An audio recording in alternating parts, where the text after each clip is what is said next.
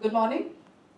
I, Dhanashri Sawant, on behalf of Balwant Sheth School of Architecture, SVKM NMIMS University, extend a warm welcome to all our guests, faculty and students to the panel discussion and town hall podcast on the theme Cities in Crisis, Land, Housing and Climate Futures.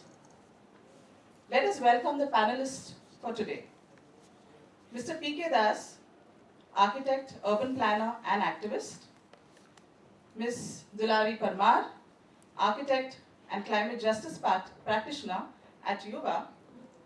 Ms. Shriya Bhatia, associate professor at NMIMS Balwant Sheth School of Architecture. A big round of applause to our panelists.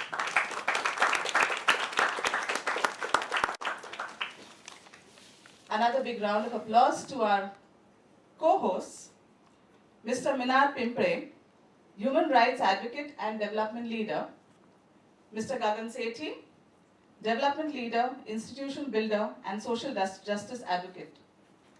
Both Mr. Minar and Mr. Gagan represent Unmute, which, as Mr. Minar says, intends to give a voice to sanity, a voice to civil society, state, and market. A warm welcome to you all. Cities today, in their promise for growth and opportunity, are under a lot of pressure where inequality and climate stress are pronounced. Flooding, extreme heat, housing shortages are no longer future risks. They are everyday urban realities. Henri Lefebvre spoke of the right to the city, the idea that cities are not just planned or marketed, but lived and shaped every day by their people. Yet, as David Harvey and Foucault remind us of governmentality increasingly designing our cities and our social spaces, often pushing questions of justice and inclusions to the margin. Through the discussion, we hope to see how we can confront these contradictions between state and citizen, market and community, development and climate justice, and how one can navigate them in the public domain. Thank you. Thank you, Dhanashri. Thank you very much. And let me start by thanking BSSA and the Dean, Kaiwan Mehta, for allowing us to do the podcast with all of you here. And basically, we'll start directly because I think the panelist introduction is there, and I'm sure all of you have seen who is who in terms of looking at what's the background that we bring to this table. I'll just utter one sentence and then going to start with each of you as panelists. The structure of this podcast, there will be few rounds of questions that Gagan and myself will explore with the panelists. Then there will be round one, which is an open kind of things where we expect you to come in with your questions, comments, clarifications, so you can come in with those processes. So we'll have two rounds of that and one towards the end. Panelists will open with 3 minutes and statements and then close also with 3 minute statements. So there's enough time for the panelists also to give the critical messages. And in the last part, when they will conclude, one of the key questions that we ask all panelists to say is, what is your advice for these young professionals to be, who would be joining the the field and who will be tackling these issues on a day-to-day basis. So the key question, as Dhanashri mentioned, we are exploring in this: who owns, who occupies, and who decides cities' futures. I think that's a key question that we are exploring in this podcast. And every city's climate crisis is also a crisis of land and housing, and that's why it cannot be dealing. This has to be seen together. So with that introduction, Gagan, you want to add anything before? No, I'm good. Yeah. Again, thank you so much for having this with us, and really look forward to engaging with all of you in an issue which is also very close to our heart, and we see it, slowly deteriorating, and therefore we need to have some young people thinking differently. Thanks, Gagan. So let us start with P.K. Das with his opening statement. 3 minutes. P.K., over to you. Well, first, I would like to congratulate Gagan and Minar to launch this podcast series. in a world which is increasingly and fast becoming muted. So in that sense, it's truly a very, very challenging condition, and this initiative, I'm sure, will help us unmute our voices and our dissent. I think those are the few words I would like to thank you both also with it. Just to say a few words at the start, looking at the de-stressed reality, I have two things to suggest or bring to notice. How, when, in what ways we will discuss through the discussion. So one is people are being constantly pushed to the margins. The second, which is equally frightening, is the fact how natural areas are being constantly destroyed, not just attacked but destroyed. And I think these two phenomena, the second one in particular, you must be familiar with the current news. 45,000 mangroves in the Malad Creek is going to be removed to build a flyover to take cars across from one place to the other. Or the case of the Aravalli Hills, which is very hot at the moment and being discussed. How do we define and thereby get away by erasing the mountains and the hills and the forests? I mean, these are very scary events, and so it leaves the ground open to discussion later and my elaboration later on the fact how peoples are being constantly pushed to the margins, and most people, the majority of people, are being pushed to the margins, and how scary, given the context of the climate crisis, is the fact that we are continuing to destroy natural areas. I think these are the 2 points I would sort of leave the discussion with. The city fabric in this process, which we are really dealing with much more closely, we're talking about cities much more closely, is being systematically ripped apart. What that means is that cities or any place of habitation or even the natural areas have an intricate interdependent relationships between people and people with nature. And even within nature, there are these symbiotic relationships that without each other's connections or interconnectedness, they would not be able to survive. So the city fabric is being systematically ripped apart in the present or the prevailing order of development. This is a very interesting process or a phenomenon. The phenomenon, I call it the phenomenon of segregation. How we sort of start separating one from the other, how we keep separating us from nature, and how do we keep separating even in nature one element or area from the other.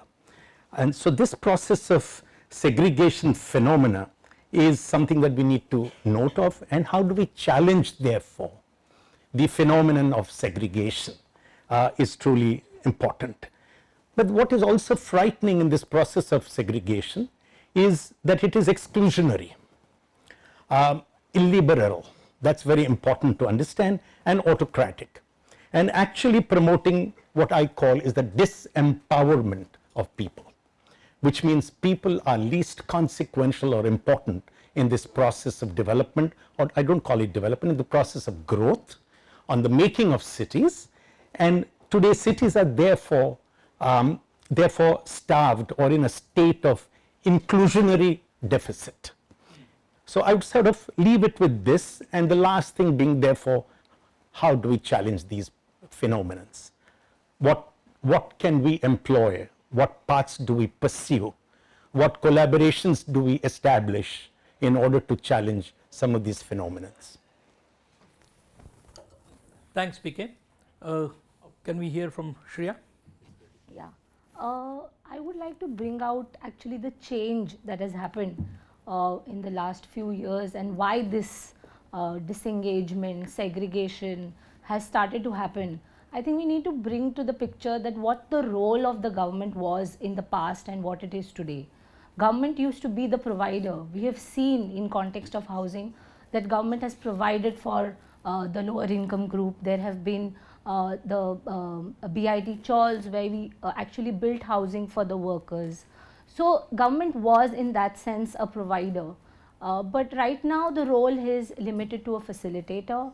What it means is that the government is sort of given their responsibility to the market forces. The market forces decide what gets built, what kind of housing gets built, which is then in response to what the investors want. So that has been a big shift which actually has shaped or is currently shaping the way our cities are coming up. So that I would like to bring that in the picture. And if that is the case, if market is going to determine what and how cities are going to be, then government will need to shape regulations, policies in a way to create cities which are livable, resilient, inclusive, and help support cities to be built for people. So that's what I would like to bring to the picture. Yeah, thanks. Thanks, Shriya. Dulari. Yes. Zindabad sabhi ko. We greet each other as Zindabad. It is a culture at Yuva. But beyond that, the unmute is basically showcasing that you're alive and you're Zinda. So I just wanted to bring that to the table and thank Minar and Gagan for this space. I'm speaking from a vantage point of a 41-year-old organization who has been working with people living in bastis, and not from a relief perspective, but from building people's agency. And that is completely getting deteriorated and further vanished due to impacts of climate change, and that's where my focus of work and today's intervention would be. A lot of climate action is understanding this power dynamics, which both Shriya and PK Das spoke about, of how who has power to do what over what, and also land then becomes very central to the conversations of power, right? And unfortunately or fortunately, we are living in a city where every inch of land is millions of rupees. So talking about this power dynamics where community can take power or where power from community is being taken away, and beyond that, of looking at how this invisibility and being pushed to the margin is so systemic. It's not individual, and it being systemic, land becomes very central because land's politics is also so systemic and structural. So today I'll be touching upon climate change, land and housing, and the intersection of these three topics. Thanks, Dulari. I think PK highlighted the whole issue of inclusionary deficit. Shriya is highlighting the changing role of the state and how it impacts the community, how it impacts the people. And then Dulari is raising a key question: what is people's agency? Where do people stand? What is the space for their agency? How they can actually motivate and do things in this present context. So to you, Gagan, in terms of really unpacking some of these issues which have come up in the opening statements by all the three speakers. Yeah. No, thank you. And thank you for these opening statements. Exclusion is designed. It's a very designed way to exclude, and therefore very masculine in its design. And therefore I'm talking to architecture students. What would be feminist architecture is something you should start thinking as a counter to this. But coming to you, Shriya, I mean, we will now look at this segment on urban land planning and development. And I want to tell you something. I come from Gujarat, Ahmedabad. We have several organizations and one in Kutch. And during the earthquake, I was one of the first ones to reach there because we had a huge presence there in terms of. And as I was driving down, everything was flattened. Nature said, you misbehaved, I'll flatten you. What stood across the region was a housing system called the bungas, made of earth, roof of a particular design, designed to handle climate, and they withstood. We actually worked on that design later on in our organization called Hunarshala to see what could be a climate friendly housing system. And therefore my question to you is, you look at this, आप देखते हो यहाँ पे the masculine 50 Mala, 60 Mala, It's a very masculine way of saying what's a good city. So, but what are therefore the institutional blind spots? क्यों क्या ये conversion नहीं देख रहे हैं लोग, और देख रहे हैं तो क्या नहीं दिखता उन्हें? और ये housing और climate risk का जो रिश्ता है, इसको कैसे जोड़ना, या इसमें क्या problems आ रही हैं? और Bombay leads the deck because land is the most precious here. Here I would like to bring to the center that what is the planning process and why, because of the planning process, these gaps emerge. Land is a state subject.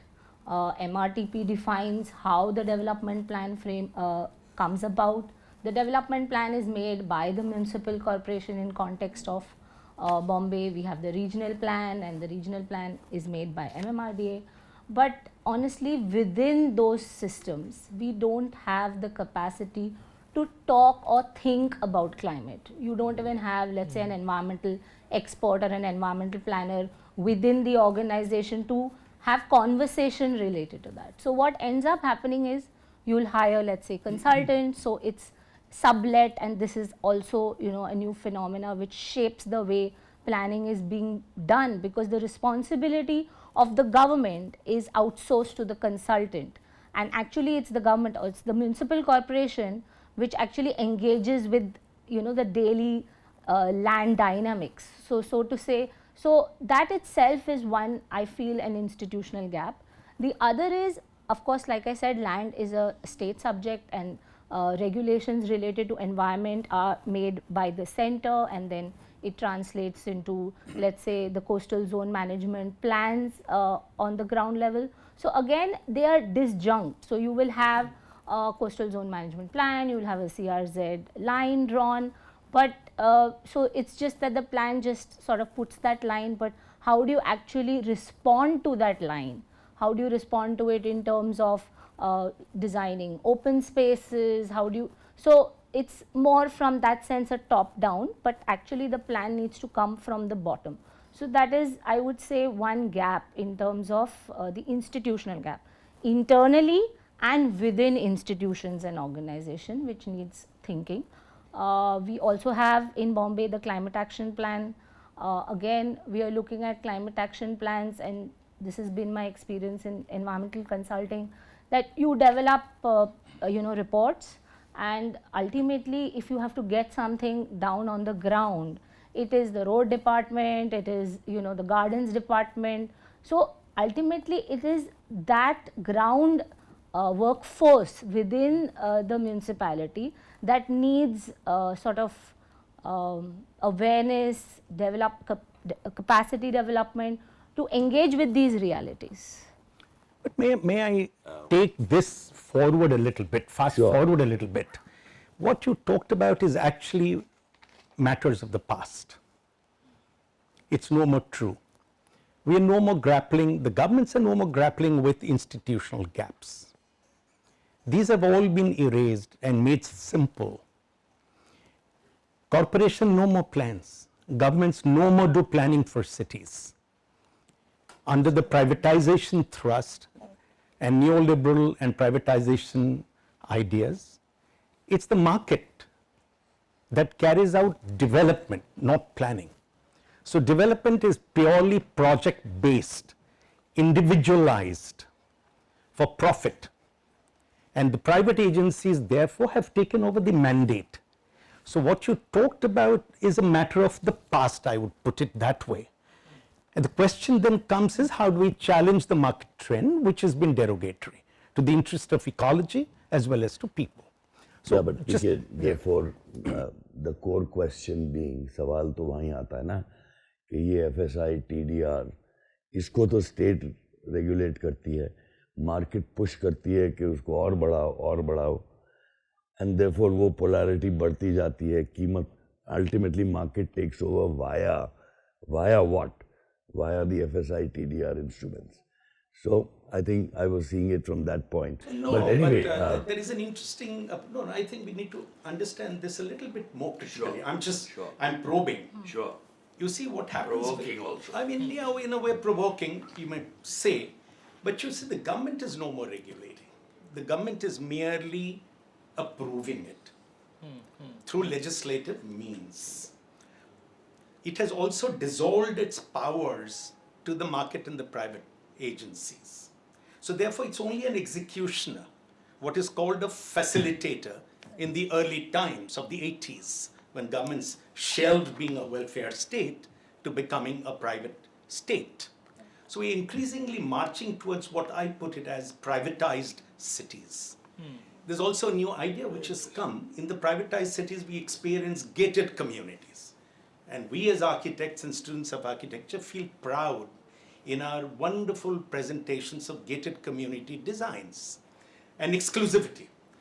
But there is a new concept now, which is even more scary, because these gated community ideas broke down cities into contesting fragments, and even broke down the very idea of cities as being places of liberation, of freedom, etc., etc. So now there's a new concept which is very interesting beyond this, what are called, referred to as chartered cities.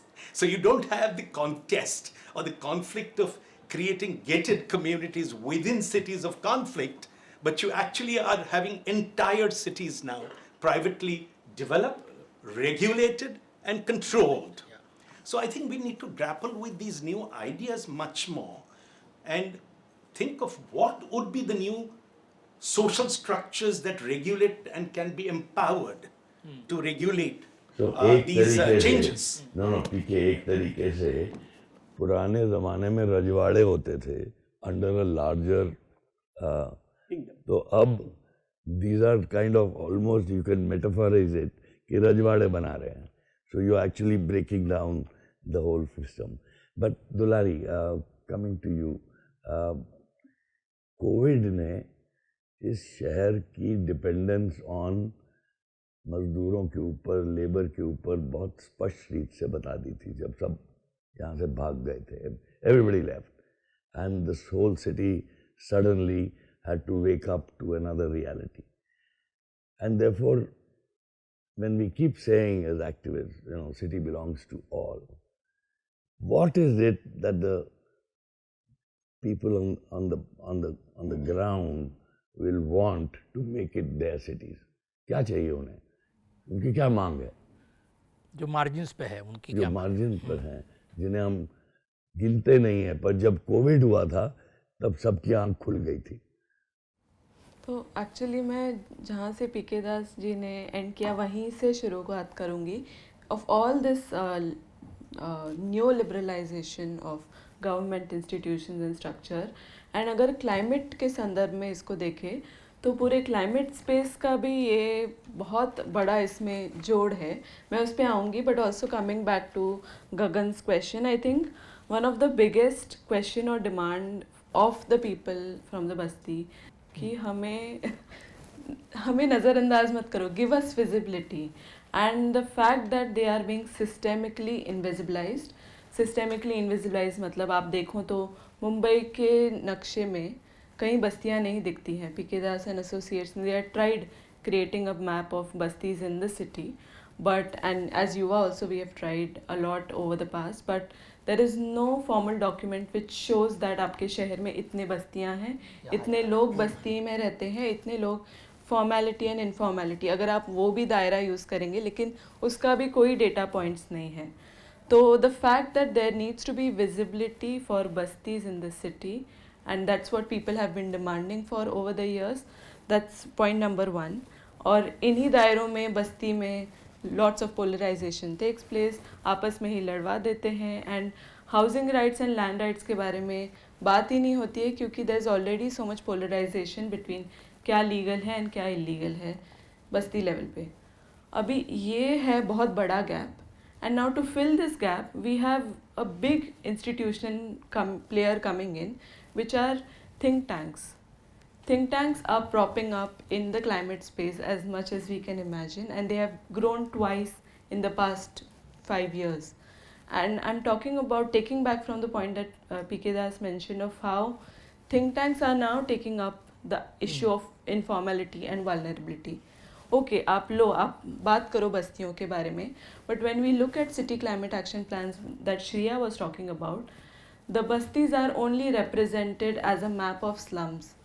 बहुत बड़ा tokenistic representation है, and beyond that token of a map of slums, there's nothing about bastis in these city climate action plans. So we are seeing this fear of our development plans getting privatized or, you know, builder and real estate led. We're also seeing that pattern getting repeated in the climate action planning, and which is a big threat because people living in on the margins are living in climate realities every day. And अगर ये invisibility and visibility के बारे में अगर देखें तो Yuva has been doing a lot of stuff, but I get back to it in the latter part of the conversation. Thanks, Dulari. I think now is a time when we can get into a little more detail in terms of the shelter and those kinds of issues and what are the kinds of challenges. And the point that Dulari made about the think tanks and how you think, who owns those think tanks, who manages those think tanks, who funds those think tanks is also quite a critical issue that you are highlighting, because that's what is directing what kind of a shape, what kind of a narrative, what kind of a thought processes get institutionalized, because that is what the role the think tanks play. But moving on from there, so Shriya, if you look at in terms of your experience in the intersection of planning, governance, all those, how do you see when the informal settlements come up or have come up historically, are they the failure of planning or are they the solution to planning? I think that's a kind of a contestation that we can look at very, very carefully. Shriya. So I would say they are a failure and a solution which has been created from the ground, right? We didn't respond with housing, but cities are spaces for work. And if people are going to come for work, they need to stay. So whether they stay in their workspaces, whether they stay within slums that they create, like the DIY, like do it yourself housing that they create. So that is in that sense been a solution, and almost we are negating the solution that has got created from the ground by the kind of slum redevelopment schemes that come up, because we realize that slums are not just housing, slums are actually spaces of work first, primarily. So if they were workspaces and now you imagine them as 20-story towers of 300 square feet apartments, we look at it as apartments. So are we really solving the problem? So yeah, I would say slums have been a solution because government failed. It's almost like saying, are we creating vertical slums? Now that is what we are creating. Moving from the horizontal slums to vertical slums. Is that the reality? Is that where we are moving? Is a kind of question. So Piki, you have done lot of work in terms of slum redevelopment, actually fighting for the rights and really resettling communities where they have been evicted and those kinds of things. So what are the kinds of people's contribution in those processes and the kind of challenges you have faced with the institutions that be in actually undertaking some of these things and completing some of these things which you have done? Well, without going into the nitty-gritty of projects and the challenges and the dynamics within, जो मूलभूत प्रश्न है वो ज़मीन को लेकर है, ये हमें पहला समझना है. उसके सिवा हम निवारा या हाउसिंग राइट्स की बात बिल्कुल नहीं कर सकते हैं. और ये ज़मीन क्या है? हमें कहा गया है कई सालों से, जब से हम धरती पर आए, कि ज़मीन की शॉर्टेज है, ये शहरों में ज़मीन कम है और इसको कैसे इस्तेमाल करना है कुछ लोग इसको डिसाइड कर सकते हैं, क्योंकि ज़मीन की कमी है. पहला तो ये ब्लफ है, ये हम मानते हैं कि land shortage story is an outright bluff that is being perpetrated on the people again and again, and that is one of the reasons जिसके वजह से लोगों को ये मार्जिन्स में पुश कर दिया जाता है. That's an effect of that argument that ज़मीन कम है तो आप बाहर रहो या तो किनारे पे चले जाओ. ज़मीन अभी भी जो हैं बस्तियों के कब्जे में या लोग बसे हुए हैं, जिसको हम स्लम्स कहते हैं, वो ज़मीन भी हमारे पैर के नीचे से ले जा रहा है. Land is being taken away from under our feet constantly, And the redevelopment of slums is one way or means by which this objective is being fulfilled. जिसमें जो लोग रहते हैं, जो मुंबई में मैं कहूँगा 6 मिलियन लोग हैं, वो जिस ज़मीन पर रहते हैं, अभी रीडेवलपमेंट के ज़रिए उनको 1/3 ज़मीन पर ढकल दिया जाता है in these multi storeyed buildings. जो बच जाता है 2/3, वो मार्केट में उसको धंधा करने के लिए, बिकने के लिए, प्रॉफिट बनाने के लिए ले जा रहे हैं बिल्डर्स. तो ये जो पॉलिसी है रीडेवलपमेंट का, ये एक लैंड एप्रोप्रिएशन पॉलिसी है. ये मैं साफ करना चाहता हूँ. ये बड़े इंटरेस्टिंग कॉन्सेप्ट जो कार्ल मार्क्स भी 100 साल पहले बात किए थे कि land is the source of all wealth, and that land defines and deeply influences social and political life. ये सच है, ये हम अनुभव कर ही रहे हैं. जिस ढंग से शासन चल रहा है, जिस ढंग से पॉलिसी बनते हैं, जिस ढंग से हम शहरों को बनाते हैं या झोपड़पट्टियों को तोड़ते हैं और पुनर्वसन करते हैं. सो बट और एक चीज़ है जो हम आर्किटेक्ट्स को खासकर अट्रैक्ट करता है कि ज़मीन किस प्रकार से इस्तेमाल होता है, वो बिल्ट फॉर्म को अफेक्ट करता है. एक शहर का जो चेहरा है, शहर कैसे दिखेगी, उसमें मकाने कैसे बनेंगे, सुंदर होगा, अगली होगा, कंधे को कंधे मिलाकर होगा, या एक से एक दूसरे दूर पर होगा, जिसको हम बिल्ट फॉर्म कहते हैं, उसको इन्फ्लुएंस करता है. और ये बड़ा एक इंटरेस्टिंग फिनोमिनन है. हम हिस्ट्री में पढ़ते आए हैं, सोशियोलॉजी में पढ़ते आए हैं, कई रिसर्च हुआ है, कई पब्लिक पेपर्स पब्लिश हुई हैं. डेविड हार्वे की आप जिक्र किए, हेनरी लेफेब्रे की आप जिक्र किए. उस ज़माने में इंक्लूडिंग डेविड हार्वे ये आर्ग्यू करते हैं कि लोग या social and cultural way of life forms and influences the shape and form of spaces. मैं मानता हूं ये जो कॉन्सेप्ट है, ये बिल्कुल अभी लागू नहीं है. ये सिंपल बात है, ये समझने की बात है. हम उस कॉन्सेप्ट को दोहराते रहेंगे तो we are bluffing ourselves, and therefore by bluffing ourselves we are not seeking alternatives. That's the danger of pursuing an idea without understanding its impact with time. अब क्या हो रहा है? प्राइवेट एजेंसी जमीन ले जा रहे हैं, उसके ऊपर वो मकान बनाते हैं, वो मकानों में हमें ढकल दिया जाता है. It's a forced displacement and rehabilitation process. Forced के ऊपर मैं जोर देता हूं. ये कंपल्सिव हो चुका है, और हम जो अफेक्टेड लोग हैं वो भी धीरे धीरे समय पर हम मार्केट इकोनॉमी को और उसको इंटरनलाइज करते हैं, और ये प्रक्रिया नॉर्मलाइज हो चुका है एक तरह से. मैं अगर आज झोपड़पट्टियों में निवारा हक के लिए लड़ता हूं, तो उसमें लोग यही चाहते हैं कि हमें एक अपार्टमेंट कैसे मिल जाएगा और उसमें कैसे थोड़ा सा और सुविधा मिल जाएगा. तो ये जो नेगोशिएशन फॉर बोनस जो ट्रेड यूनियन में होता था, वो अभी हाउसिंग राइट्स में और शहरों में एक कल्चर बन गया है. हम रीडेवलपमेंट के जरिए हमारी मिडिल क्लास बिल्डिंग्स में भी वही तरीका अपनाते हैं कि और थोड़ा सा कैसे मुनाफा मिल जाए बिल्डरों से. तो इसमें बहुत बड़ा नुकसान हुआ है. ये नुकसान ये हुआ है कि हमारी जो राइट्स हैं, राइट टू द सिटी तो बहुत बड़ा शब्द है. हमारे जो सिविक राइट्स हैं, सिविल राइट्स है, ह्यूमन राइट्स हैं, उनको उसको सबको बिल्कुल ये प्रोसेस, ये प्रक्रिया, ये फिनोमिनन डिस्ट्रॉय कर दिया है, नकार देता है. और हमें सिर्फ थोड़े से गुडीज और कंसेशंस के लिए कतार में खड़े कर देते हैं.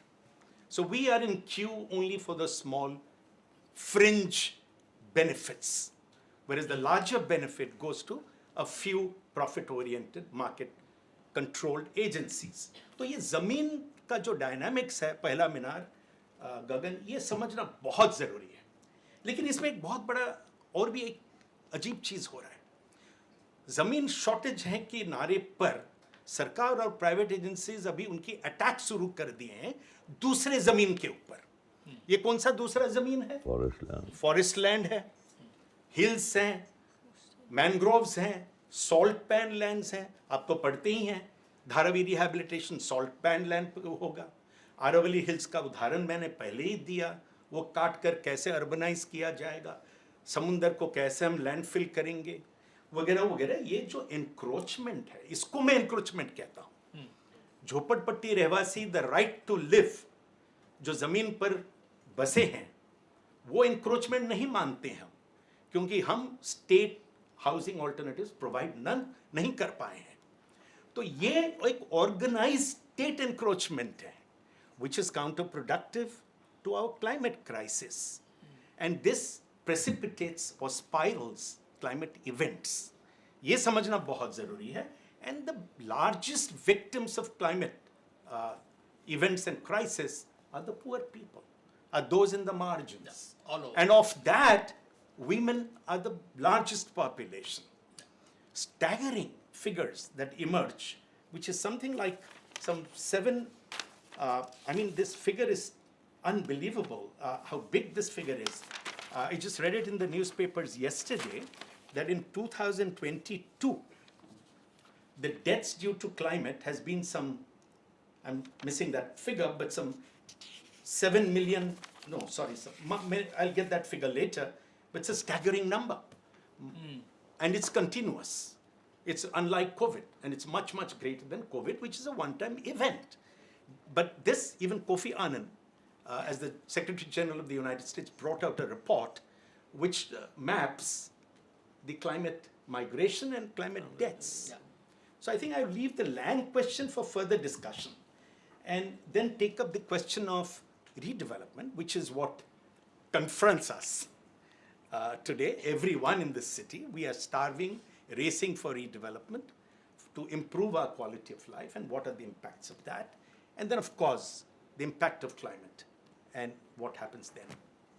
So, Dulari, building from what PK has said in terms of, in this space, on one hand you are facing the climate risk, on the other hand you are facing the state's particular aggressive way of literally privatizing what is public in that sense. So, in that space, especially the impact on women that PK was mentioning, how does climate resilient housing, those kinds of initiatives can take shape? When you work with the communities, what are they saying? What are their aspirations? Are they even aware of it, or are they into this kind of a bargaining that PK is talking about? If you are giving us 300 square feet, give us 350. If you are giving us 350, give us 400 square feet. So, it is almost like fight for the goodies. Are the communities looking at it beyond the goodies and in the frame of looking at what will be most sustainable? That's a larger question I think we have to answer as a city and as a system in general. But I would also like to look at the patterns here of how the development patterns are also repeating in the climate space. And अभी तक जो pattern रहा है ये रहा है कि अगर बस्ती है इट्स टू मेसी, उसको हटा देते हैं, क्लीन कर देते हैं और उसके ऊपर अच्छा सा सुंदर रेक्टेंगुलर शेप का कुछ बनाते हैं. तो the idea of this messiness is getting repeated into the climate action space, where organizations, institutions or even think tanks don't want to enter this messiness because बहुत messy है, वहाँ पे जाना ठीक नहीं है. हम लोग शहर में EV लाते हैं, EV बहुत easy है, अच्छा है, लेकिन बस्ती में अगर कुछ करना है तो नहीं बाबा, it will take years and it's not sudden. अगर आप कुछ करें तो उसका impact शायद आपको अगले साल भी ना दिखे, या फिर उसका जो आपने इम्प्लीमेंट किया है शायद वो फंक्शन भी ना करे, क्योंकि हमारे बस्तियाँ इतने स्ट्रक्चरली डिसफंक्शनल है.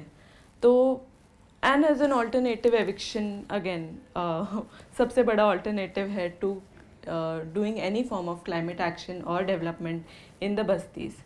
Now also looking at the second part of it is where to attack the messiness, you need to speak to people. And by speaking to people, you mean enabling participatory processes. And participatory processes are very messy and often tokenistic. कि आपको consultation में बुला लिया, आपसे बात कर ली, consultation में एक टिक ऑफ हो गया कि ओके बस्ती के कुछ 50 लोग आए थे, और फिर अपना जो क्लाइमेट एक्शन करना है, कैप्स बनाना है, शहरी डेवलपमेंट प्लान बनाना है, will continue with that. So moving beyond this tokenistic representation and tokenistic action is what civil society is doing to really engage with people. Now, जो civil society India level पे है, they have been engaging with issues of gender, disability, health, education, and climate is fairly a new term क्योंकि climate बहुत ज़्यादातर scientific लगता है, वो शायद कुछ साइंस के तौर से कुछ सॉल्व हो जाएगा. But as युवा we also urge civil societies to get engaged into climate action, not just because ये नया फेज़ है, क्योंकि अगर देखें तो climate action intersects directly with health, education, disability, etc. etc. So looking at this intersectional climate action, and civil societies have been doing that, and also looking at this aspect of participatory and coming back to the issue of visibility and invisibility, जहाँ पे अगर हम लोगों ने देखा तो Panvel city development plan जो पिछले साल आया था, उसमें युवा ने मैपिंग किया शहरी स्तर पे, सिर्फ बस्तियों का ही नहीं लेकिन उसके साथ साथ आदिवासी पाड़े, स्ट्रीट वेंडर्स, कंस्ट्रक्शन वर्कर नाका, etc. etc. So really looking at this black box of vulnerability and slums beyond the dots on the spatial map, but also unboxing this idea of vulnerability beyond slums, कि उसमें पाड़े भी आते हैं, street vendor zones भी आते हैं, या construction worker नाका भी आता है. So unpacking this idea of participatory and unpacking this idea of visibility, and beyond that working with the community on climate action, and I'll come to it of how we do it and how other civil society is doing it in the later half. Thanks. I think it's time now for getting engagement. We've heard quite a bit, some provocative statements here, some statements which should encourage you to ask questions. My name is Akanksha. My question is, Mumbai's most climate vulnerable population, such as the migrant workers, specifically because my thesis is based on them. Migrant workers, coastal communities, and these informal settlers, they are also the ones with the least secure claim to land. In your view, should the future city prioritize ecological restoration first or housing security first? And if both, can they truly coexist? Thank you. Very good question. Anybody else? Hi, I'm Anushka, and my question was, in a city like Mumbai, we've studied EIA reports and we know how, fruitful or not fruitful they can be. Should not building be a propagated strategy by architects, and how would that be implemented in a scale where profitability is still important? My name is Sarah. Throughout the entire conversation, Dulari mentioned about the idea that there's a legality that comes with formal and informal spaces that are there in the housing sector when we kind of deal with bastis. And these kind of same conversations start wrapping around when we talk about our public spaces as well. Even when we discuss something as similar as market spaces, which are such a core part of the city.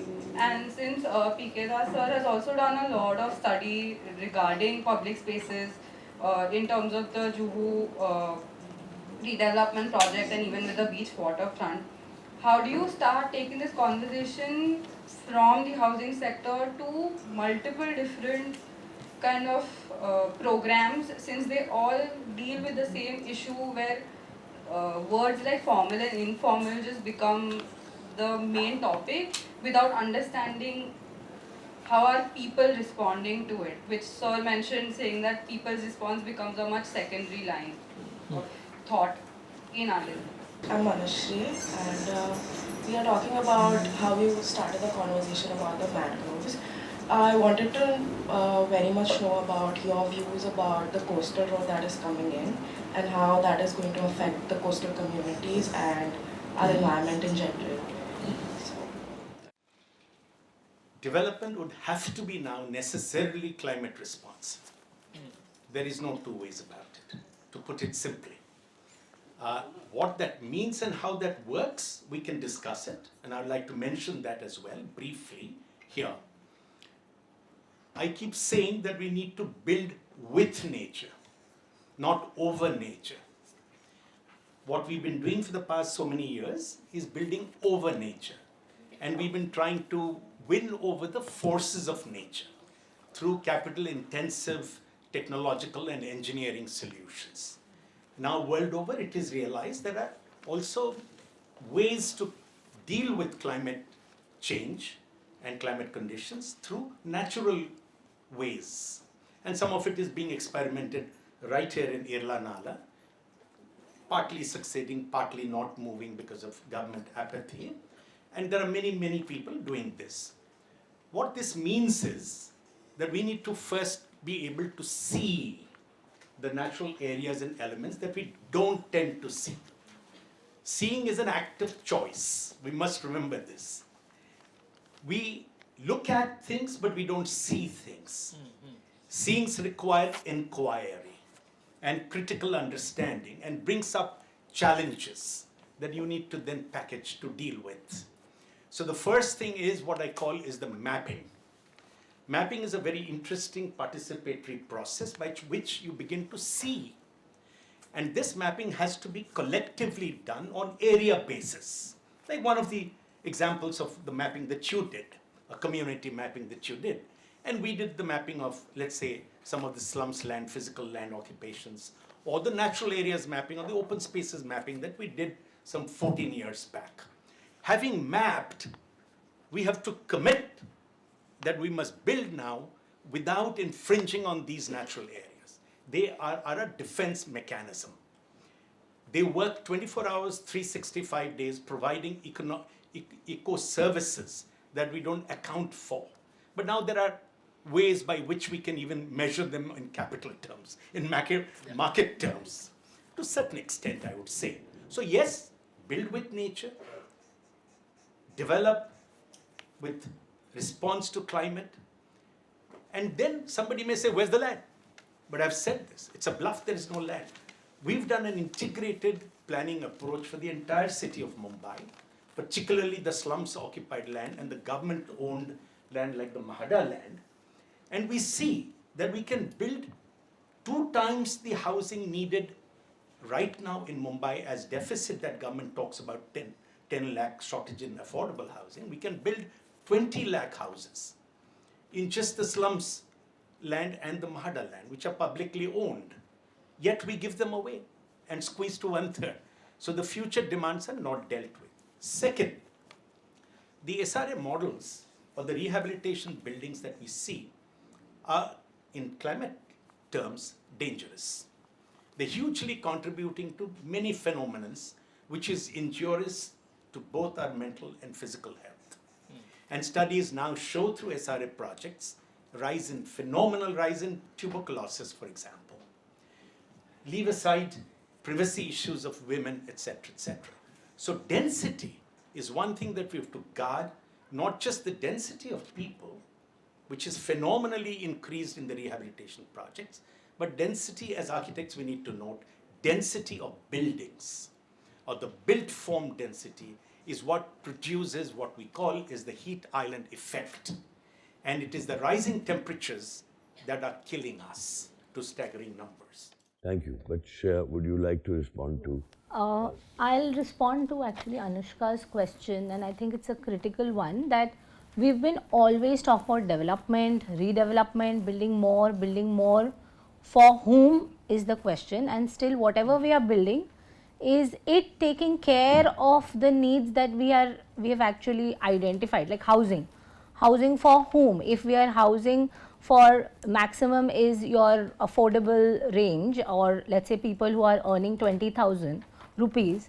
Now, if a household is earning 20,000 rupees a month, and you're going to build houses which are, let's say, even 300 square foot apartments, and now CIDCO is building houses which are 300 far apart, 45 lakh rupees. Can that 45 lakh, is that 45 lakh affordable to a person who is earning 20,000 rupees a month? They will not be able to pay the EMI. So rental housing is something that one has to think about. So one is we are building, and so for whom, for what. Second is there is a need to look at maintenance and care of existing infrastructure.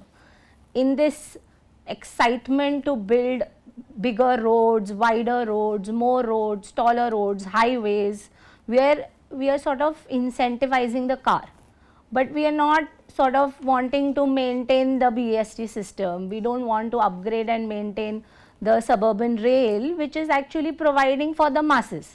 The metro is not providing for the masses, the coastal road is not providing the masses. So, why are we not taking care of the road? So, in this situation where of course we look at EIA, we look at EIA in context for new projects, new developments, but nobody is having a conversation of how existing infrastructure gets maintained and becomes relevant so that we mitigate climate change. So, ultimately if we build less, we will contribute to climate change mitigation. So, that is something. That's a simple thing. Dulari, you want to answer to? Yeah, no, in fact, a lot of our work is on building these narrative shifts around what is actually climate action. And in the mainstream, you will see, you know, ola kachra, suka kachra, अलग अलग करो and climate action हो गया, या फिर बीच cleanups कर लो, youth को लेकर जाते हैं बीच क्लीनअप्स में, and this is the main stream climate narrative. But for us actually climate action is building resilient housing. And why is housing not put up as climate action? Because it takes money, land, and state interest. So really building this narrative shift of twisting and understanding what actually is climate action and how housing can become central to a lot of climate action. Because if you put people in climate resilient housing, most of them, their climate related issues get resolved, be it education, be it health, and etc.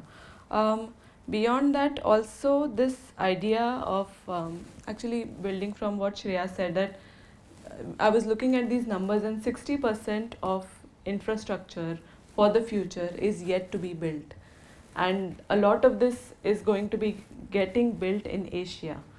And so there's a lot of potential of how we build our future cities, because there is a huge gap that still exists in terms of building this new infrastructure, and how that can be climate resilient is a question that all of us are dealing with today.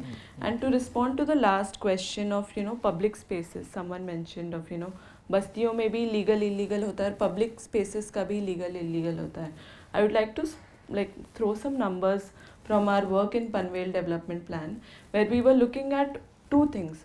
One is undercounting of population. तो अगर आप कोई भी शहर का विकास आराखड़ा देखेंगे तो आप उसमें undercounting of population देखेंगे. पनवेल डेवलपमेंट प्लान में अगर देखें तो 12 लाख पनवेल का पॉपुलेशन दिखाया है, whereas we know that it is 20 to 22 lakhs. So there is exactly 50% underrepresentation of the population. This also is because of the lack of census that we have in our country, etc., etc. So that's point number one. And second is that this now leads to undercounting of mandated public spaces, mandated education institutes, mandated healthcare institutes in the city. So this is second level. And to go even deeper and beyond that, and even at a bad level, is that when we say that there is 100% requirement of public spaces in the city, at least as per the 12 lakh population that they have counted for, there's also 50% reduction in that. So we are literally left with peanuts when we look at public spaces in the city.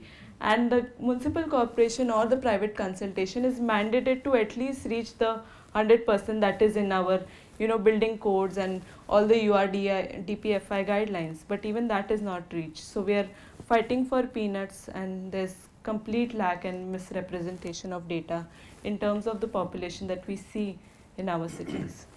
Because you want to pick up that question on the mangroves and the coastal road. That's the point I started with actually. And if you go into the open Mumbai mapping, where some 14 years back we had mapped all the natural areas of the city, and Vanashakti subsequently and Bombay Environmental Action Group subsequently have also approached the courts and have got orders for their protection. It's a tragedy that the courts are in contradiction to each other, its own orders. A judgment passed many years back to protect every mangrove has now been turned upside down by the next court. So the judiciary is one body that we always look forward to for justice, and if justice is meted out and turned around in this manner, then we are worried. But going back to the fundamental question, there is enough land in the city to build and satisfy all the requirements of the city. Let's be very clear. We don't need to encroach on natural areas, including the mangroves. Number one. Number two, we argue that land must be considered a common property resource. It cannot be a private resource or gifted out to a private agency. It is a common property resource, which means the public have an authority and control over land, and therefore its utilization must be equity based. Most of the housing projects, most of the development work is not equity based. It's also unequitable because the land use is unequitable. So these fundamental questions are interconnected. If land is a common property resource and there is adequate land, then we don't need to encroach into the natural areas. But our dharma, our commitment, our constitution now must be at every level to protect, conserve, preserve every bit of the natural areas, including the spaces between buildings, which are also going away because of the new development control regulations that allow you to construct up to the boundary of every property without leaving marginal open spaces. So every tree in the neighborhood of Juhu scheme, for example, where you are situated, you will find the trees are just being felled and done away with, which means it's a dangerous condition for health and well-being of people. Trees are an incredible factory that operates 24 hours, 365 days, absorbing carbon, producing oxygen, supporting many, many life cycles, including those underground. And those underground constitute more than 50% of the living species of the earth. So these understandings in architecture, in design, in planning have to be now deeply thought and pursued. We plan and design without it, without these sensibilities and understanding to cater to a client requirement. Let us not go by supply demand principle that client को ये building चाहिए, यहाँ चाहिए, ऐसे चाहिए, हम दे देंगे. This speaks very ill of us as professionals, as people who ought to define and influence our built environment. And I keep saying this, I mean this would be almost like my concluding line, Gagan, that many of us are extremely busy and occupied with the work that we do, including in the alternate fields of voluntary work, NGO work, social welfare work, etc., etc. These engagements have their own self-occupying, self-engaging dynamics. Many times we feel very satisfied and elated by the deep dive and occupying engagement in those areas. But very often, and this is a warning, very often with the current conditions, we gradually but surely drift away to strengthening the system itself which has produced these conflicts and contradictions. And we have to be extremely careful of that. Absolutely. And I think we are hearing again and again, we are talking to architects, and therefore what is architectural practice? Is it reflective practice? Is it asking the question, or is it providing solution? What's the balance of that? I think as a professional, you need to start, I think some of these things are making you ask those questions. Who are you, and who should you be, and how will you become who you are? I think some of you still I know want to ask some questions, but we can take it in round 2. But Shriya, just in a sense putting this together, the question really was, are there any tools actually there to preserve these ecosystems, the economic ecosystem? And I just want to bracket it, also, I'm coming from what's the feminist way to look at it? A little thought on that. Because the masculine way is conquest, conquest, and the wars go from conquest over land, conquest over land, slaves, women. This was the way Rajwadas were done. All the wars were fought on that. And we are now a democracy. What should change in that? Actually, it's interesting. You said, how do you look at ensuring the economic ecosystems are retained? I find it a little bit of a problem, because if you look at then the masculine, so it's actually coming from the idea of the male figure, even in the house, would think about the money, and the female figure would think about what is the quality of space, is there a space below for my child to play. So, if you look at this aspect, if it's the women which come in the dynamics of decision making, even if, simple example we always talk about in a redevelopment scheme is, the economic aspect, like, so how much will I get, and again going back to what PK Das sir said, that I want to have the best amount or more amount of land, more amount of square foot, and that's the conversation which the male member of the family always brings into the picture when a society redevelopment happens, or even a slum redevelopment scheme happens. But is there a conversation about, will I have a garden for my child to play? I don't want a swimming pool. I want an open ground where everybody can play and we can have Navratri. So this discussion can only happen if you bring the woman in the picture, not the male. So, and I also need to bring to the table that we have to stop looking at and always financial feasibility. I know I have also done it in my studios, because we need to look at the market dynamics. But while doing that, is it possible to look at the social angles and what spatial strategies exist to look at the social angle? If you are going to build houses and buildings with first parking, and how much parking will I get, and and how much more square foot, then all those questions are questions of livability, don't come into the picture at all. So I would bring it that if we have to think about social aspects, while preserving economic services, so economic aspects of ecosystems, then first is to bring the women in the mainstream, in the process of plan making, in the process of redevelopment, when we say participation, it has to be from women. Thank you, Shreya. But Minar, you want to take it further? No, it's interesting. When the open round was happening, I was coming back with these questions.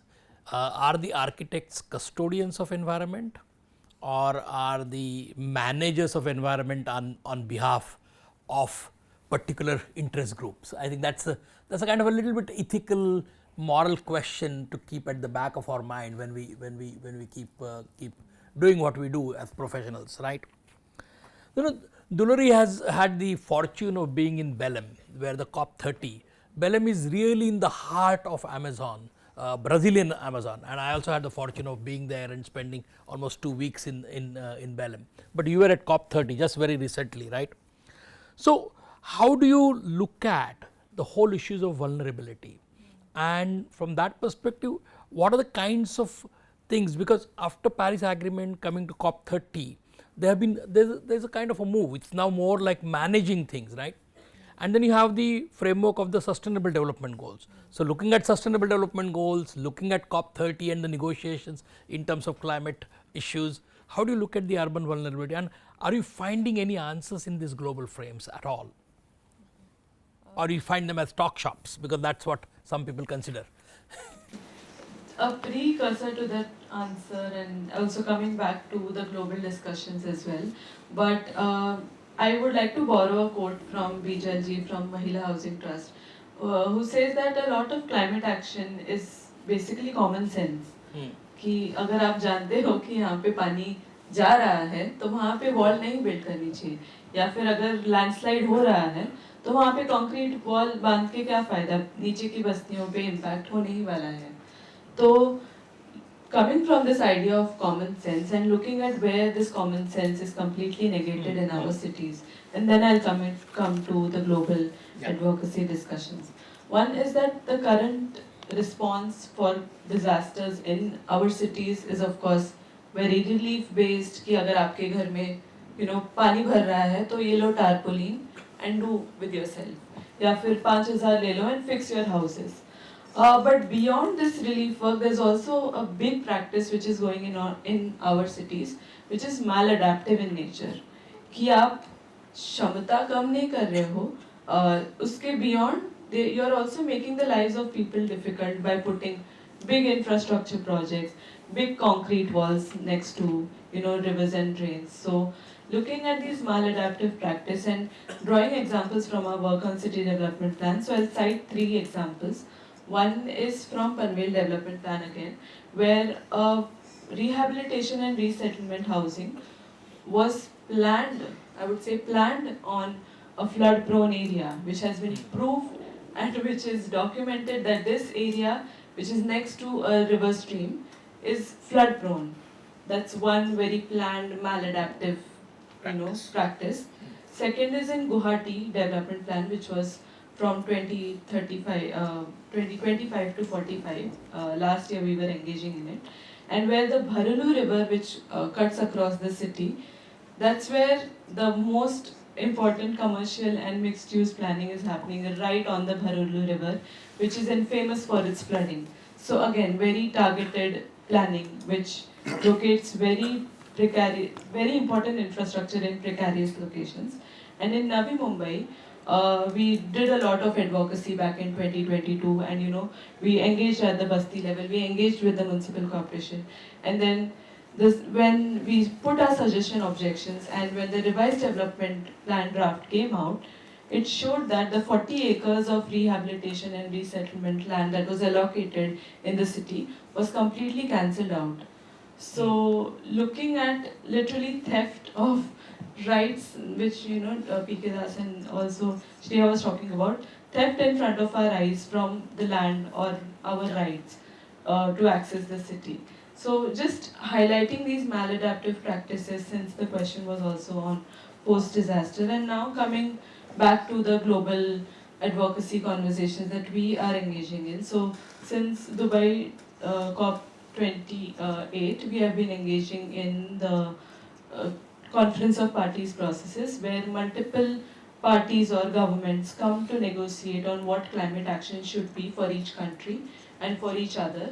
And a lot of these conversations are of course political. And last year when Trump, America, USA drew out of Paris Agreement, we knew that the repercussions for COP30 would be even intense, where the dynamics of developing versus developed would be much more tightened, because it's the conversations at COP are usually that developed countries has done this massive climate disaster, and they have to be the ones who are financing developing countries to support their adaptation, mitigation, and loss and damage. And just to throw out a few figures from the Global Climate Funds, which is the biggest climate fund in globally, internationally, and would like to say that only 3.5% of that global climate fund is for informal settlements. And if you look at this number, it's basically in the last 20 years. So in the last 20 years, all of the global climate fund that has come into place, only 3.5% of it is for informal settlements, which is approximately 1.2 billion.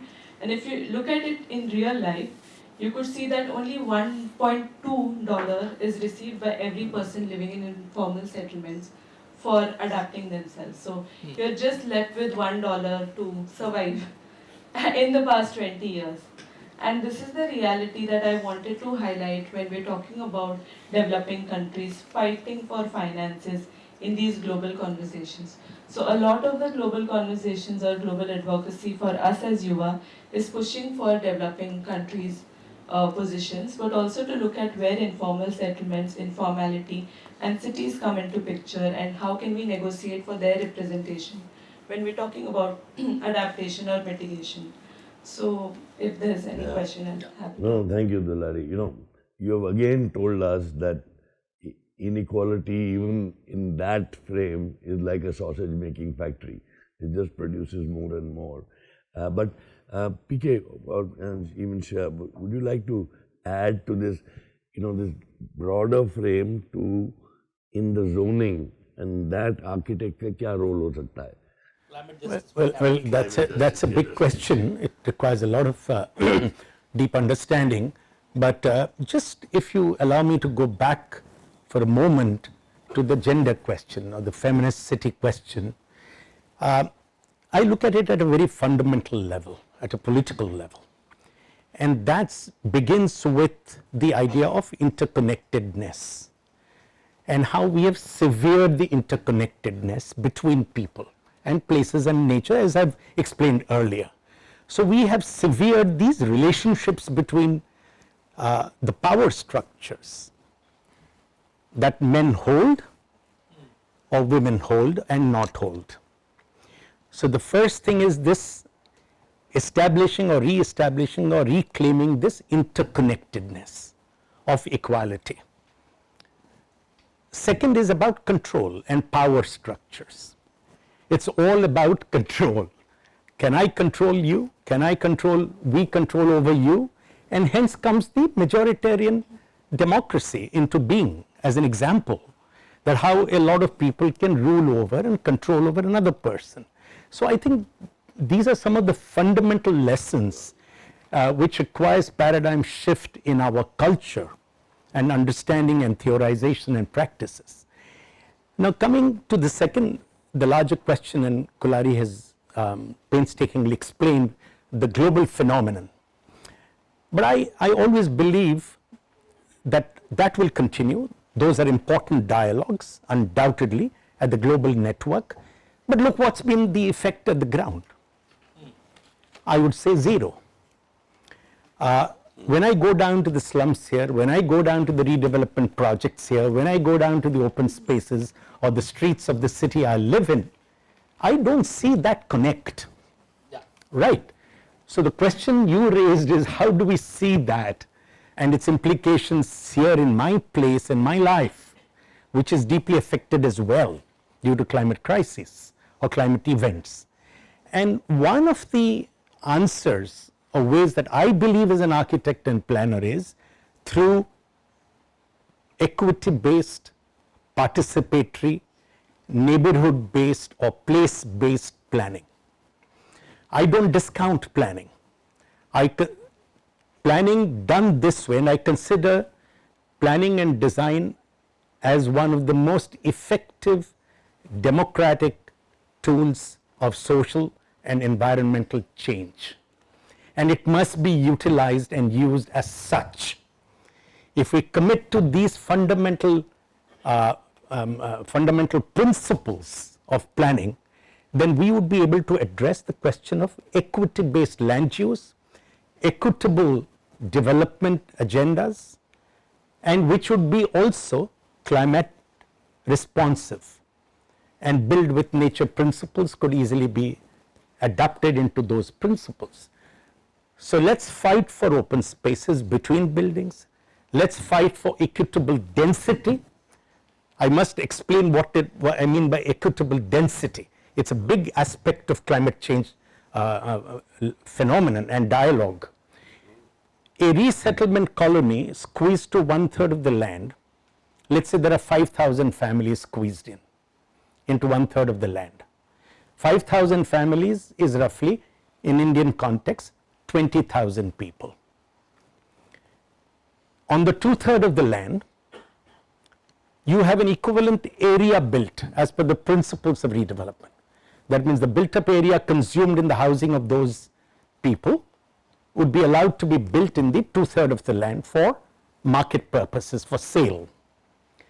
Now considering that an average area of a market, as the market language is market ticket or ticket size as it's called by the developers, a house would be roughly around 1,000-1,200 square feet, which is 3 times the house that has been provided to the or the rehabilitation population of the economically weaker sections. And in that 3 times the area, how many people live? 4 people. So in 3 times the area, you have 1/3 or not 1/7 population living in the same situation. So we are increasing these densities phenomenally. We as architects have to understand that the built up area density as much as the population densities would have to be addressed, and in these areas we have to plant trees. We have to recognize the geography of the land, respond to land. We carried out a study of the mapping of the water courses of Mumbai, again 12-14 years back. It seems like ancient studies, but so relevant even as on today. If you look at that map, it's larger than the Venice map of the waterways of the Venice, which we popularly refer to. There are more than 800 major water courses that meander through the suburbs and city areas and across neighborhoods of Mumbai. Now these have been turned into being nallas. We call them nallas, but originally they were the natural water courses of the estuary. We blocked them, we've concretized them, we've channeled them, we pinched them, and we're building over it to gain more land. The famous project of riverfront development at Ahmedabad is a crime, is a criminal act, for it has severed the relationship between water and earth, and that relationship nurtures ecology, birds and many other life species. We have to understand that when we build, we must build our built spaces intertwined and closely intermingled with nature and natural areas, be it water, be it trees, be it grass, weeds, urban forests as an idea, etc., etc. I think these are some of the approaches we architects must commit to, and nothing short of that. And therefore, what is aesthetics becomes a very big question from an ideological point of view, from a humanizing point of view. But Shriya, you want to add? I just wanted to add, actually, I'm completely with whatever he said about ground up neighborhood based development. We have the local area plan as a tool to do that, although we are still not using it. And it's a challenge in areas which are already developed, like Bombay, where we have in between the existing built up, we have lesser land.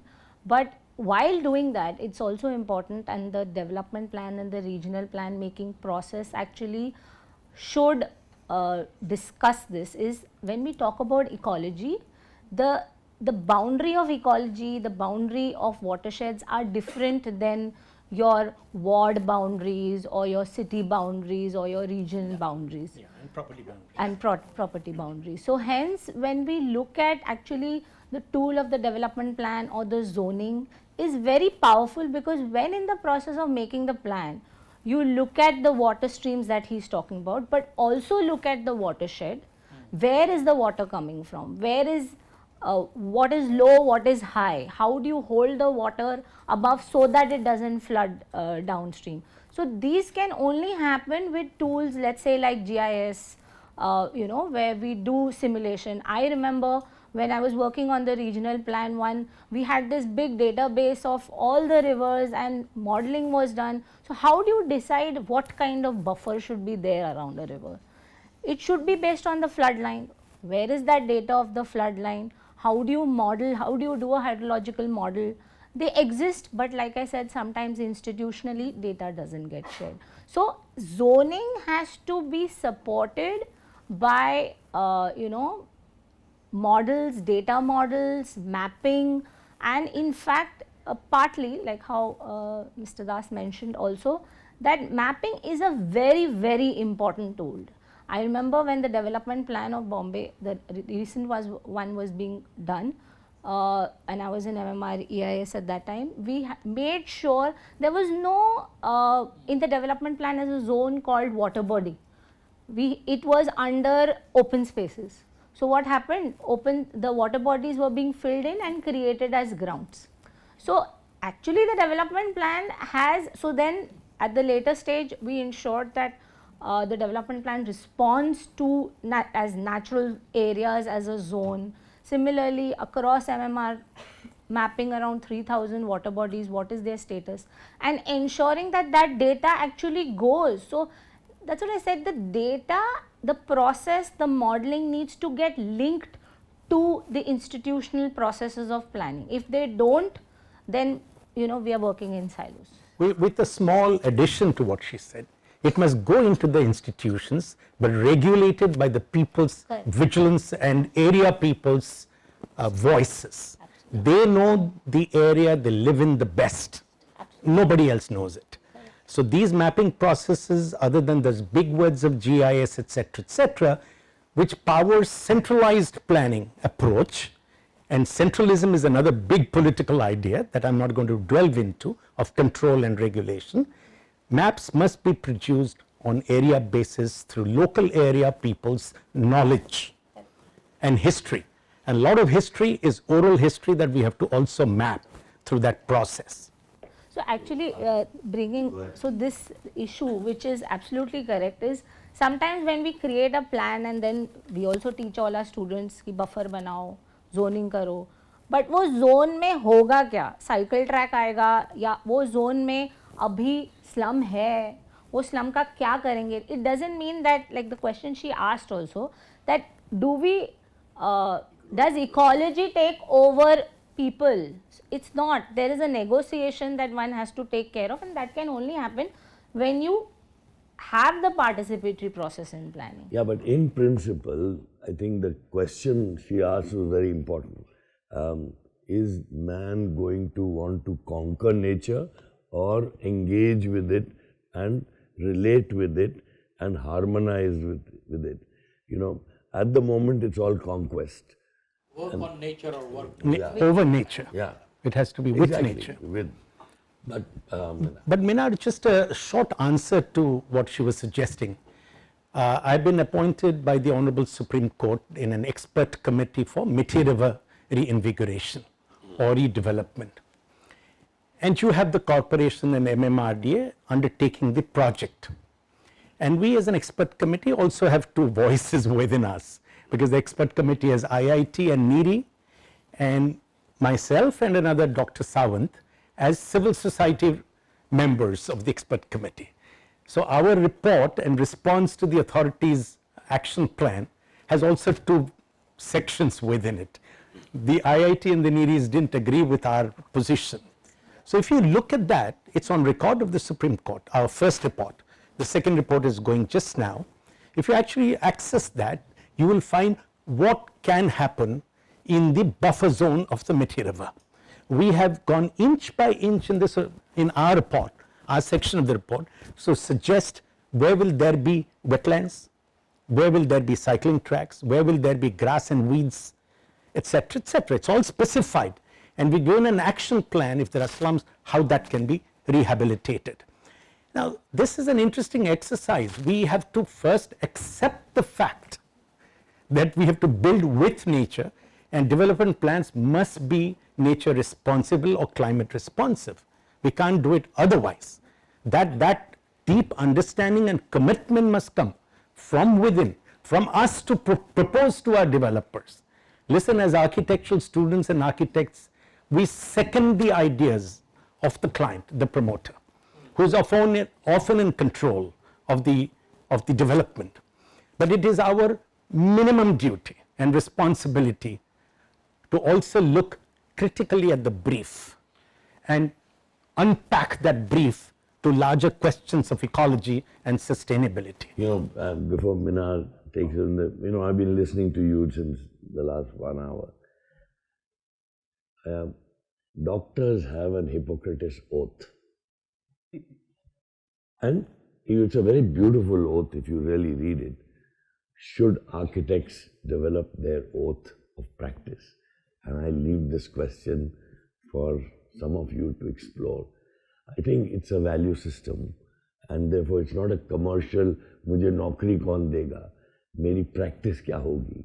I think ये सवाल पूछना शायद समय आ गया है, because I think the way I'm listening, architects, if they change their value perspective, become champions of what I would say practice, of actually restoring what has been criminalized and a criminal set of things. Sorry, I'm tempted to add a line to this. Line only. Since we are taking an oath, please be aware of the famous saying by Mao Zedong, 2 steps backward, 1 step forward. There will always be losses, there will always be defeat. You will not always achieve victory. And we have to be prepared that while we commit and take oath, we must also learn to accept defeat. Because I wanted to check what is the status of the policies, housing policy at national level, Maharashtra housing policy. Are there any policies in any state government which we can think as models in any form or fashion? Keep that in mind. But I want to actually open up now for the open conversation, and then all of you will get your 3 minutes for closing statements, in which, as I said, that you should also respond to the questions, 1, and 2, do give advice in terms of what do you think as these young professionals who are going to get into the field. You know, P.K. Das and I have been working on the housing rights issues when many of you were not even born. In 1985 was the first time Committee for the Right to Housing was formed, Nivara Haq was formed, 1985. That's when we began work in this city. You know, Gagan and I go back from 1987 on number of issues. And you know, if you look at that kind of a history that many of us have had at various stages of evolution, I think that will be quite important. And then we also listen to you in terms of what are the kinds of dilemmas, questions that you have as young professionals, aspiring professionals. I think that's the kind of thing. So, you know, please. Hi, this is Kaivan Mehta, and thank you for this fantastic, engaging conversation in the past 1.5 hours. I've lost track of time. Just a couple of things. The profession is in crisis. I think the profession doesn't accept it. People attack it in piecemeal ways, but the profession is in crisis. And I think for the last 10 years, in my position as editor, a public researcher, etc., one is constantly asked this question. And we are not able to sort of define in what capacities will the architect work. I think in the education also that's a struggle. What are we training the architect for? I'll leave it at that because that's a longer conversation. I think Dulari gave some sort of meat for a conceptual idea that I'm just placing on the floor, and I think it was evident in most conversations. We create cities in perpetual crisis. I think like everybody loves a good drought, everybody loves a good city in crisis. And I think the biggest empires have created the biggest city crisis. The Roman Empire, its cities were in crisis.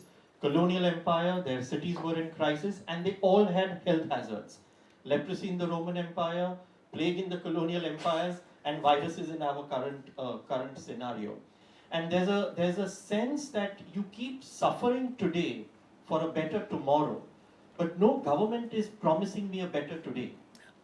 So how does one trust that bluff? So there's another bluff that is going on at a conceptual quality, and here one is supposed to give in with a greater common good. But the greater common good is only giving.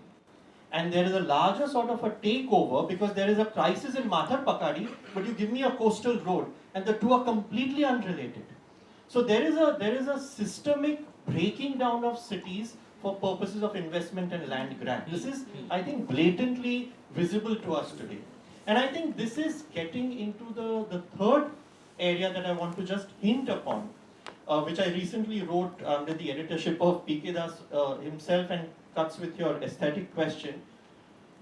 We are hampering the basic human dignity of citizenship. Yes. And I think we have come to a crisis point where that dignity is being stamped. You don't need those mangroves, you don't need those Aravalis, but you will be shown that you can be stamped over to be taken over that. So your resistance means nothing. So a crisis of dignity is a crisis of cities. There is, what is the sense of being a human being in the cities or in this country that we sort of live in? So I think there's a larger conceptual questions that many of these are the practical issues that sort of take us to some of those questions. Thank you. Thanks, Kaiwan. Crisis of cities is crisis of dignity. Supriyo. I think my main question is, are there examples or are there propositions? Because finally laws, rights rather, access are useless without protection. And protection comes from your policies. Yeah. So regardless of where the money comes from, what policies are in place, or is there a proposition, or have you encountered in your practices where positive policy structures actually have managed to sort of Shift the needle. Shift the needle. Thanks so much. Thank you. Yeah, so this is in context to the recent draft eco-sensitive zone plan for the SGNP, Sanjay Gandhi National Park. And they had invited objections to the plan, and I was invited because I objected. So I was invited to BMC. And why this example comes to my mind is because Dulari spoke about stakeholders, Shriya spoke about buffers, Mr. Das spoke about participatory models, and even land acquisition and land appropriation.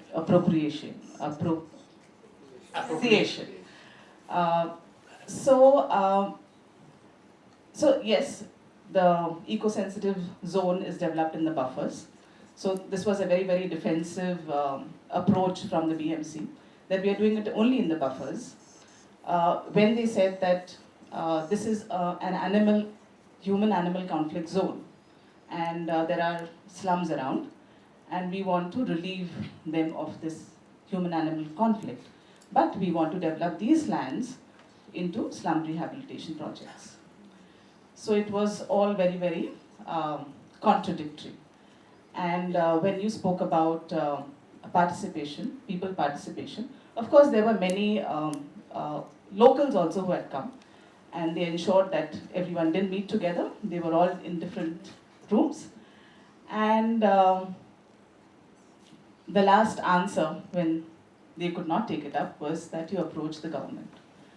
So the whole thing of governmentality also comes in. So how do you propose, now that people are also agitated, people also want to make a mark or even have a say, how does one take this ahead? I am Prashant. I wanted to ask sort of a core question about informal spatial practices like spillouts, extension, internal modifications are often described as planning failures.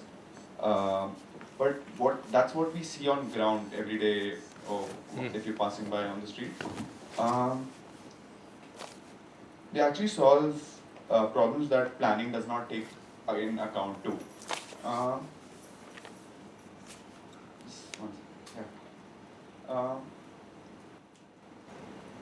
In your opinion or views, should these informal be read as failure of planning or as alternative form of planning produced by everyday life? So when we are designing something, what could we do as an architect other than the oath part we spoke about?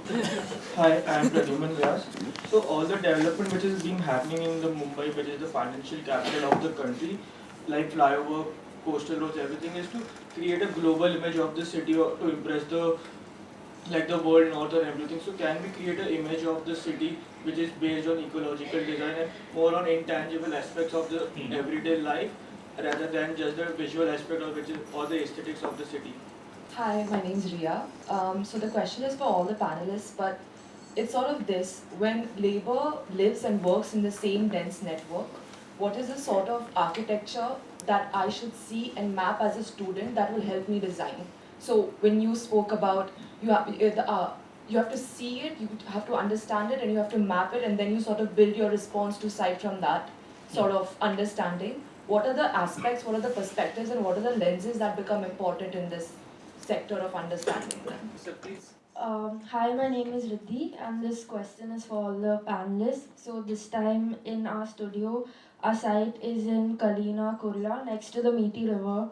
And So they deal with car recycling and material recovery, and they're very essential in managing waste within the city.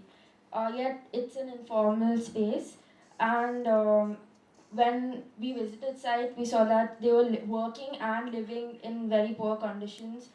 And at the same time, rights, you would imagine that they would be paying lesser rent, but they were paying pretty high rent and at the same time being displaced by developers. So how do we protect people and their quality of life and design for the same? Responding as well as your concluding statements, in which, if we can emphasize, other than the oath piece which has come in, what other things these young professionals can do? You already have an oath here. Oh, fantastic, great. Okay, please, Dulari. Okay, I have a few responses, and I would also hand over to PK Das and Shriya to respond to others. But to respond to Subriyo's question on what are the examples that exist, in fact, at our end, we are, since past 5 years, we are working at alternative climate action plans, which is community-led, community climate action plans, we call them. We look at city climate action plans, state and national climate action plans, but what does a community-led CAP look like? And in our sense, it talks, I'm coming back to the point of invisibility and how we can visibilize every truth of the Basti in the way it is meant to be. And we do that by 4 levels. We started mapping climate hazards at the city level, overlapping them with the Bastis. Now, a lot of these city climate action plans do look at climate hazards, but they are not particularly targeting or looking at responding to the people who are at the forefront of, climate crisis. So, looking at Bastis and climate hazards at the city level or regional level, then coming down to rapid assessment, conducting rapid assessment in these hotspots where multiple climate hazards overlap. तो एक ही बस्ती में आपको heat भी दिखेगा, अगले महीने बारिश की वजह से फ्लडिंग दिखेगा और तीसरे महीने में लैंडस्लाइड्स दिखेगा. So how do these climate hotspots look like at the local level? And then we pilot a vulnerability assessment in one of these bastis. So we started our work in Ambujwadi in 2022, जहाँ पे हम लोगों ने बस्ती स्तर पे बस्ती के youth के साथ कम्युनिटी लेड वल्नरेबिलिटी असेसमेंट किया, जहाँ पे हम लोग सिर्फ क्लाइमेट को ही नहीं मैप करें. We are not just mapping flooding and heat, but we are also looking at indicators of heat, which is completely linked with climate, indicators of education, which is completely linked with climate. So climate की परिभाषा को expand करना beyond flooding and heat, और वो कैसे रोज़मर्रा की ज़िंदगी में हमारे साथ intersect होते हैं. तो मुझे याद है मिनार ने मुझे पूछा था कि क्या बस्ती में क्लाइमेट का कुछ मायने रखते हैं, is there any value in it? I mean, people in Basti actually talk about climate in much more nuanced sense than most climate scientists do. और वो रोज़मर्रा की ज़िंदगी को कनेक्ट करके बात करते हैं. तो a lot of our community-led vulnerability assessment talked about everyday vulnerabilities with different groups. तो बस्ती को एक ब्लैक बॉक्स की तरह नहीं देखना, लेकिन उसमें जो अलग अलग स्टेक होल्डर्स है, quote and quote stakeholders, women groups है, यूथ ग्रुप्स है, चिल्ड्रंस ग्रुप है, या फिर डिसेबल्ड पर्सन है, तो हर एक दायरा को थोड़ा एक्सपांड करना, अपने एनवेलप को एक्सपांड करना, एंड टू अंडरस्टैंड कि वल्नरेबिलिटी की परिभाषा हर एक स्टेक होल्डर ग्रुप के लिए क्या है. And then we come up with a community climate action plan which is basically a priority area of action for the basti. At the immediate level क्या होना चाहिए, शॉर्ट टर्म में क्या होना चाहिए, लॉन्ग टर्म में क्या होना चाहिए, और ये सारा काम लोकल म्यूनसिपल कॉर्पोरेशन के साथ कैसे डायलॉग में हो सकता है. मैं कुछ एनेक्डोट्स शेयर करूँगी, कुछ एग्जांपल्स शेयर करूँगी, जहाँ पे अंबुजवाड़ी में हमारे टीम ने इस काम को असिस्टेंट म्यूनसिपल कमिश्नर को प्रेजेंट किया. एंड जिन गटरों के लिए हम लोग बहुत सालों से ऑलमोस्ट 9 years से बस्ती में गटर आने चाहिए, नहीं आए हैं, कुछ कर सकते हैं क्या, मतलब नहीं आए थे अभी तक गटर. लेकिन through the community climate action plan we showed that these are flood prone areas, यहाँ पे पानी भरता है. We did this with youth from the community. So we not just presented the problem itself, but also an alternative of what should be done and where exactly it should be done. तो अगर gutter चाहिए तो बस्ती के कौन से पट्टे में कितने चाहिए, या फिर अगर ब्लॉकेज हो रहा है पानी की वजह से तो किस रीज़न की वजह से हो रहा है. So not just talking about the language of blaming, but also in terms of how, what are the alternatives and alternate solutions. और ये युवा का बहुत बड़ा culture रहा है कि when we are talking about problems, we also talk about alternate solutions. And then through that process, we have been able to implement flood storm water drains in the community, which are basically basic gutter services in the community, which is now preventing flooding in the community. So looking at basic services and housing right, intersecting it with climate, and looking at how a lot of these issues are actually very much climate, and how can our work then be climate responsive in every sense. And lastly, I mean, there were a lot of questions, but I think Kevan mentioned that, you know, cities in crisis, and it's perpetuate and very systemic that cities को crisis में रखना ही है ताकि एक commodification हो जाए शहरों का, you know, हमें फिर air purifier बेच पाए, mask बेच पाए, EVs बेच पाए, but really looking at what alternative city development and climate action could mean, and that could only be possible when we are working with the local, at the local level, where people are the true, you know, leaders of their own areas. They can tell what is the problem at the local level and also what are the solutions, and then working with the local government in the fashion of dialogue as opposed to blaming. I think that's my last takeaway. Thanks. I think that's a very interesting way of looking at crisis as a market, and that is what is happening globally, not only in India, it's global.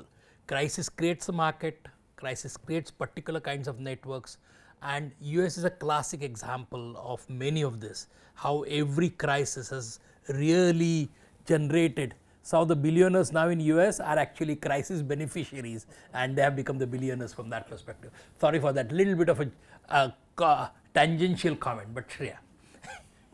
Actually जैसे बोलते हैं ना, अगर health problem नहीं होगा तो doctor की ज़रूरत कैसे पड़ेगी, दवाइयाँ तो बेचनी है. वैसे ही इन कॉन्टेक्स्ट टू सिटी अगर फ्लडिंग नहीं होगा तो पंप नहीं चाहिए, स्टॉर्म वाटर बड़े बड़े गटर्स नहीं बनाने पड़ेंगे, तो अगर मोबिलिटी ट्रैफिक नहीं होगा तो फ्लाईओवर कैसे बनेगा. So yeah we need the crisis to make money. So yeah responding to the earlier question about whether there are housing policies which are conducive or responding to the poor and the marginalized, there have been, like we've had slum improvement scheme, we have sites and services schemes in the past. We had MMRDA earlier come up with the rental housing scheme. Unfortunately, it had to be closed. Then at the national level, we had an affordable rental housing scheme. We have, which is actually targeting, actually rental housing as a policy is extremely important for cities because people are coming here to work. They're of course coming from villages also. So this is, in that sense, they need temporary housing. And if they need temporary housing, and we have seen so many times, we've gone on site in slums, there are a lot of men coming to work here without their families also. So we don't have typologies responding to, let's say, dormitories and hostels as a typology coming up as much. We don't have rental housing schemes with dormitories. We don't have, even in terms of the size, I don't know, sometimes wonder, we've had in the past sizes of 150, 160 square feet apartments for, and plus common shared infrastructure. But now this 300 and slowly maybe 500 square feet becomes the new norm. So if that becomes the new norm, then if you have to build that much free, then you will build more sale components. So it's like this endless FSI extra building that happens. So I think, of course, as a housing policy, we should look at rental housing. The other question in terms of, students have been asking about, and even he said about seeing and seeing the messiness. Okay, like how she said, if you have to deal with climate change, you have to deal with housing crisis. The maximum population is, the poor, and those spaces that they live in are messy. So we have to learn the language of engaging with them, going to site, having to deal with the smell, having to deal with not clean, clear, copy pasted housing units, but one house has 100, other house has 150, the other is 200, and draw them out. If we do not engage with them, understand their spaces, understand how they are adapting to their spaces, we can't design for them. So we have to engage with the messiness, and then architects of the future, climate change is a reality. We cannot escape it. It's today, it's now. So as architects, we have to develop a language to understand ecology. We have to develop a language to understand carbon, decarbonization. This is also a reality we need to accept. So I think developing those skills and vocabulary are important to get on the new world that we are in. Well, I'll just be brief. There are two structural questions. These are not my comments. Maybe I'll add a little bit to the comment. One, picking up from what Kaiwan spoke about. There was a deeper question in his, what shall I say, your comment. And that's the distinction between the city and the urban. It was Henri Lefebvre who first wrote about this. He brought out the distinction between the city and the urban. While the city may be the most effective means for the achievement of the objectives of urbanization, the cities are not necessarily of today urban. And I have written about this and I argued about this, that they are unurban or suburban, or even on the question of dignity. Leave aside access question, because the question of access and dignity are interconnected and cannot be seen separately. And the denial of access denies dignity and justice. So I think this is a question to leave it for all of you to inquire further, to understand what is the process of urbanization and how can the making of cities truly be means towards the achievement of the goals of urbanization. So that's a question I'm leaving it here for further thought. And Kaiwan, you're the best person to take it forward and write about it. The second, which comes just a further question or way forward to Dulari's description of the community-based climate mapping. The climate mapping is extremely important as any other mapping, and climate mapping particularly now is critical. What the climate mapping does is it lays out what exists and what are the existing vulnerabilities, right? What I would like to add to that, and which is where the conflicts or the contradictions come in, is that people want change. Laying a gutter here and identifying that is great, but that's not the way the slum is going to function and stay. We want that their level of and quality of life be modified, improved, radically altered through new development means. How would this climate information and mapping inform the new model of change? Per se, redevelopment as an example. This is extremely important. So this is just a suggestion, and I'll be keenly interested to see how we can take this forward to relate to the big change that's happening in the landscape of the city. Just the last point, again back to Kaiwan's point, with dignity and with the goals of urbanization, many issues get addressed. It's a complex set of questions, very complex set of mechanisms. But how do we address these questions? Who raises these questions? Who addresses these questions? So to be short, the conflicts, the cities in perpetual conflict also proposes dissent. We have to learn to dissent.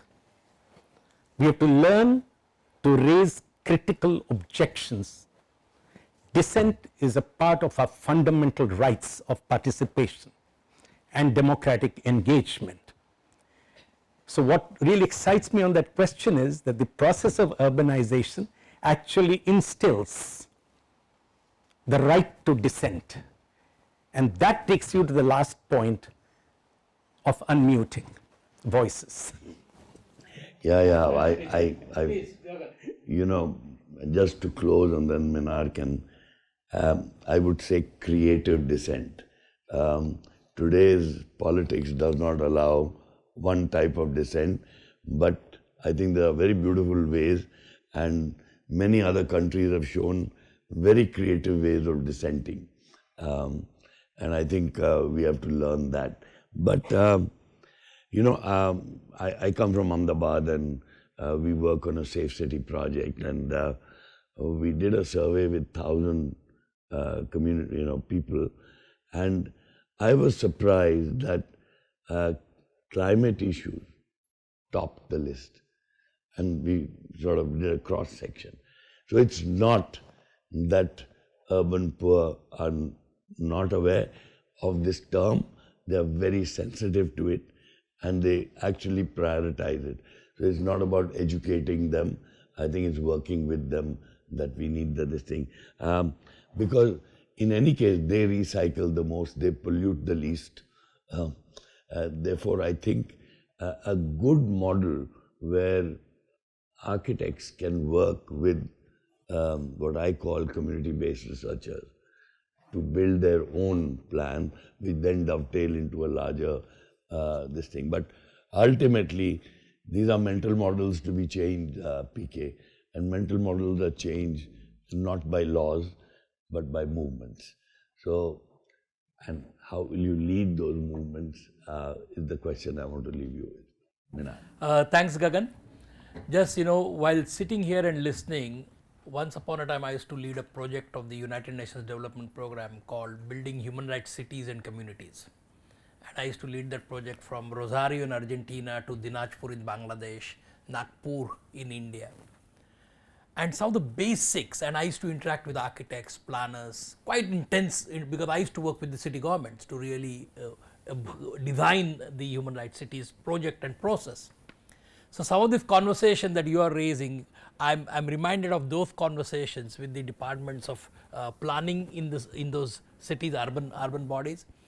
And as you would understand, the question Supriya was raising or Dhanashree was raising in terms of the conflict of the humans and the animal world, or the more fundamental question that Supriya was raising. Of course, Kaiwan's questions, PK has commented quite extensively.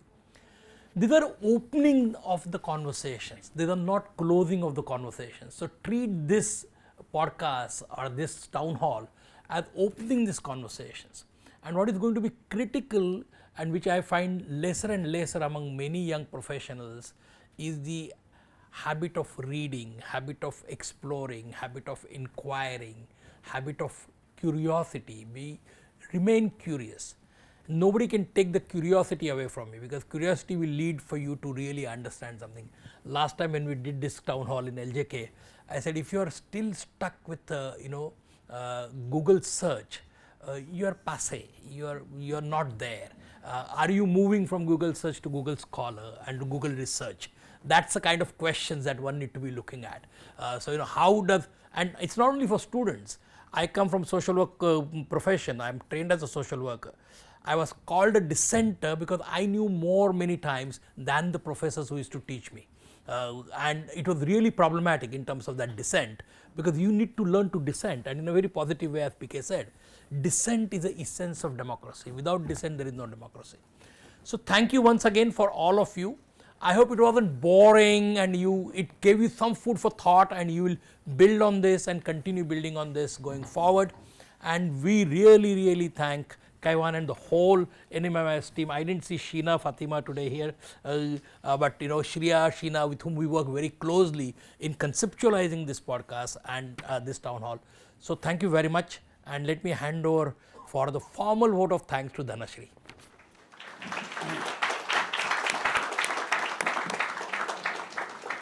Wow, I think we had just warmed up and we could go on if the one was hungry.